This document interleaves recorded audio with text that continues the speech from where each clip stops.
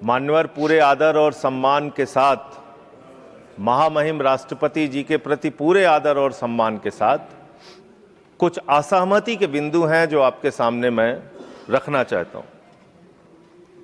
यहां पर सबका साथ, सबका विकास, सबका विश्वास, सबका प्रयास, इसका जिक्र हुआ।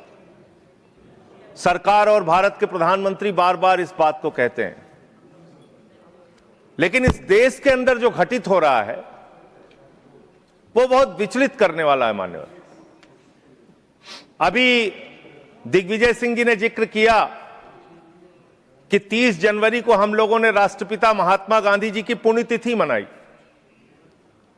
और उस दिन तमाम वीडियो, उनके पुराने वीडियो, पुराने स्पीचेस, पुराने तमाम उनकी बातें सोशल मीडिया पे वायरल हुई। मान्यवर,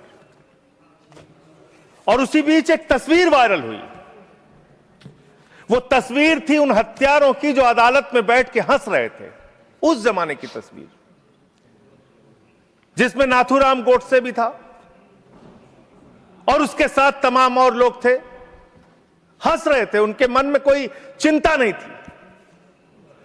आप कह रहे हैं गांधी जी की हत्या से आरएसएस का कोई लेना देना नहीं, तो मैं आपसे कहना चाहता हूं कि आइए हम सब लोग मिलकर उस विचारधारा की हत्या करें जिस विचारधारा ने गांधी की हत्या की।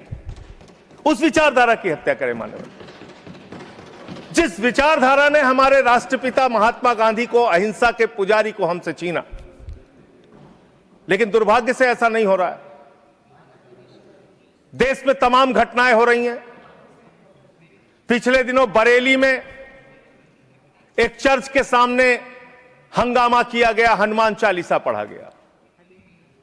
लखनऊ के अंदर एक चर्च के सामने, वहां पर हंगामा किया गया, हनुमान चालीसा पढ़ा गया।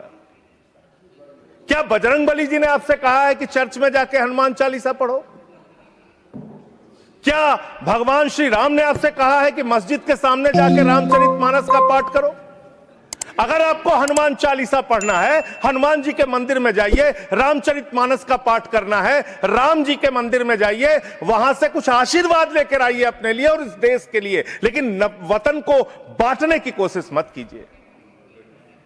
वतन को बांटने की कोशिश मत कीजिए। मान्यवर, ये मंदिर, ये मस्जिद, ये शिवालय की जिद में वतन ही ना होगा तो क्या बांटिएगा? ये कब तक मजहबी नशा बांटिएगा? ये मंदिर, ये मस्जिद, शिवालय की जिद में वतन ही ना होगा तो क्या बांटिएगा? आप इस देश को बांटने का काम कर रहे हैं। एक विचलित करने वाला वीडियो उस दौरान आया। मान्यवर, 25 दिसंबर के पहले जबलपुर में भारतीय जनता पार्टी की एक महिला नेता चर्च के अंदर घुसती है, घुसकर वहां एक नेत्रहीन महिला के साथ हाथापाई करती है और उसकी जो मासूम बच्ची बैठी रहती है उसको ये कहती है कि तुम इससे गलत काम कराने के लिए लाती हो। ऐसा समाज आप बना रहे हैं, ऐसा हिंदुस्तान बना रहे हैं। पूरी दुनिया में आप ऐसे विश्वगुरु बनेंगे।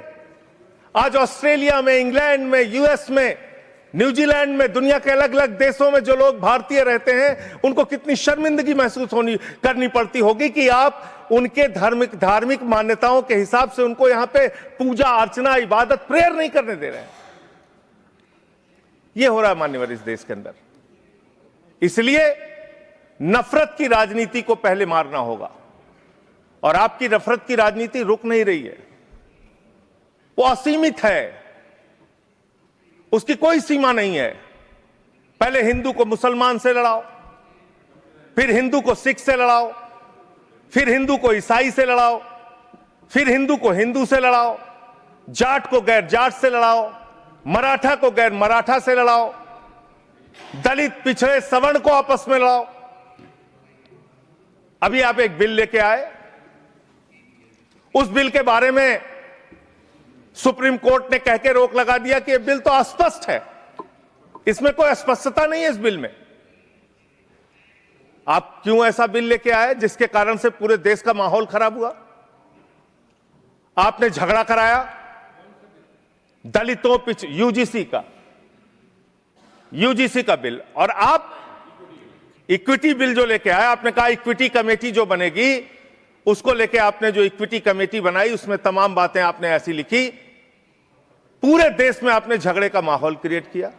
आप कभी भी और कहीं भी दलितों और पिछड़ों और आदिवासियों के हितैषी रहे ही नहीं है। आपका संगठन, आपकी विचारधारा, आपकी मातृ संस्था आरएसएस, वहां तो 100 साल तक आज तक एक भी दलित, पिछड़ा और आदिवासी आरएसएस का प्रमुख नहीं बना। यह सच्चाई है आपकी। आप हल्ला मचा रहे थे कि देखो हमने दलितों, पिछड़ों, आदिवासियों के लिए कितना शानदार बिल हम लेके आए, कितना शानदार हमने काम कर दिया। सुप्रीम कोर्ट ने उस पर रोक लगा दिया। सुप्रीम कोर्ट ने कहा कि यह बिल अस्पष्ट है। आपने इस देश के अंदर विश्वविद्यालयों में आरक्षण को खत्म किया है। यह सच्चाई है मान्यवर। दलित, पिछड़े, आदिवासियों के लिए जो प्रोफेसर्स, असिस्टेंट प्रोफेसर्स की नियुक्ति होनी चाहिए, 80% से ज्यादा पोस्ट खाली पड़ी हुई है विश्वविद्यालयों में। और जो चीज आपके हाथ में है, आप दलितों, पिछड़ों, आदिवासियों के हितैषी कैसे हैं? 45 सेंट्रल यूनिवर्सिटीज है, जिसमें से 38 केंद्रीय विश्वविद्यालयों में सिर्फ और सिर्फ सवर्ण जाति के लोग वीसी हैं, और 7 में दलित, पिछड़े और आदिवासी हैं। तो आप बताइए जी, आज आप बताइए, आप मुझे बताइए, आपको 45 में से 38 सिर्फ एक जाति के, सवर्ण जाति के लोग मिल रहे हैं, और बाकी 7 आपने पिछड़ा, दलित, आदिवासी बनाया, और आप कहते हैं आप दलितों, पिछड़ों, आदिवासियों के हितैषी हैं।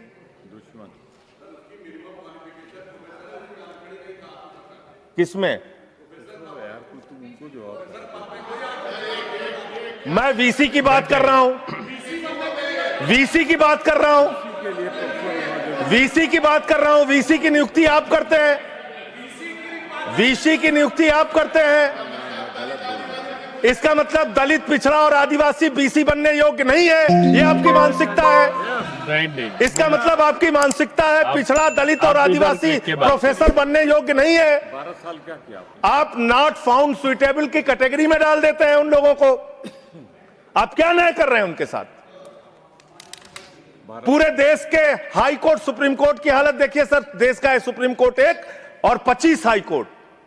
वहां पे कितने जज हाई कोर्ट के अंदर या सुप्रीम कोर्ट के अंदर दलित, पिछड़े, आदिवासी हैं? पता कर लीजिए, आपको पता चल जाएगा। तो अगर कहीं उनके साथ न्याय की बात आती है, तो आप न्याय नहीं, नौटंकी करते हैं, जानबूझ के दिखाने की कोशिश करते हैं कि आप उनके हितैषी हैं, जबकि आप है नहीं। आपको है ना, और पूरे देश का वातावरण खराब किया आपने। मैं इस सदन के अंदर आपके माध्यम से सरकार को प्रस्ताव देना चाहता हूं, अगर आपकी नीयत साफ है तो हर विश्वविद्यालय में 2 तरह की कमेटी बनाइए।